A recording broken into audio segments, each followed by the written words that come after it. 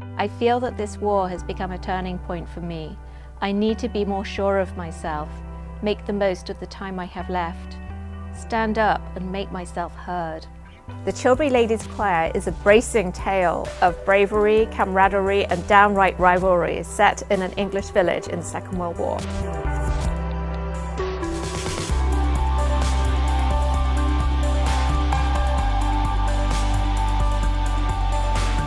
Party Granny was this wonderful, jovial character. It was quite plump, and every time there was a party, she loved parties. She'd put on this wonderful dress and high-heeled shoes, and she'd totter around. She'd put on a posh accent, like she was at the Queen's Royal Garden Party or something. So she was a young woman during the Second World War, and she just said it was the best time of her life. And in fact, a lot of the women that I interviewed also said that as well, that it was the best time of their lives. My favourite character would be Kitty.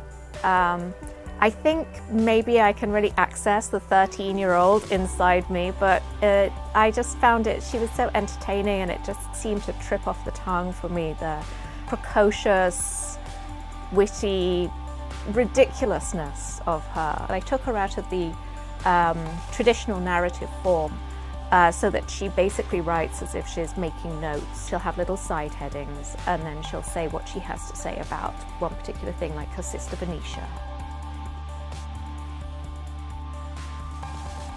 So in the 1930s, before the war, the job opportunities were very limited. They wouldn't be secretaries, they would be more administration and shop girls.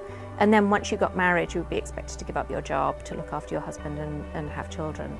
So when the war came along, the British government realised very quickly that they were going to have to galvanise the female population into work. And suddenly there was an awful lot of a switch around in the way that people saw women.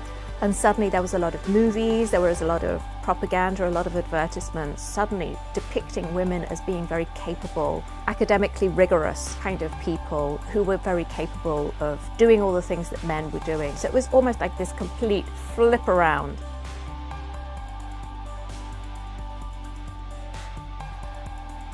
She evolves hugely throughout the story, but at the beginning she's such a combination of opposites. So she's very reticent and she doesn't want to speak, she's very shy, and yet she's bursting with all these things that she wants to say. With Mrs. Tilling, it's all very carefully considered and beautifully worded. And in a way, she was a joy to write because it was so literary, and I could really put in those beautiful literary descriptions. I've spent more time contemplating my own values, asking myself questions that I thought I'd always known the answer to. That juxtaposition between society and humanity, of what it is to be human in all its guises. Mrs. Tilling, there she is, she lives in a small town all of her life, and suddenly the war has forced her to, exposed her to a whole different set of people, and she's very frightened of the upper class because that's the way that she's been brought up. She has a set of criteria of how she thinks about homosexuality, even though she's never actually thought about it before. She has been told what to think about it. She says that her deceased husband told her that there was something wrong with these people, and she just went along with that. She just believed it, and she had never really had to challenge it because she's never actually met someone. And then she meets this dying young man, and she starts to question whether there is actually something wrong with him. He's not really a monster at all. He's someone who has died for his country.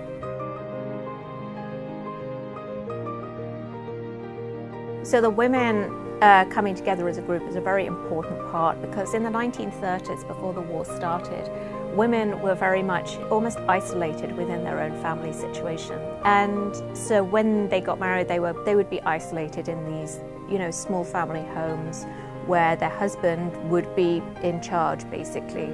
The women during the war, they became the new family for a lot of these women. A lot of the women had their husbands, fathers, sons away at war, and so they relied on the other women to be their family.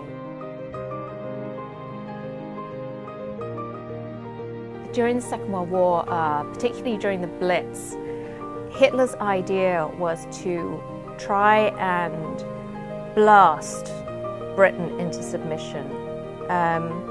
He was very annoyed that Churchill and the British government hadn't gone for a peace, an automatic peace treaty, which means that the Nazis would just take over in June in 1940. And a lot of the Blitz was basically a reaction to that, where he said, well, we'll just blast them until they do surrender, basically. And so the British public, particularly the women, were there saying, we are going to stay strong and stay happy and stay cheerful through all this, so that he doesn't know that he's getting to us, and we're never going to surrender. But if we don't think about our death until we die, how can we decide how we want to live?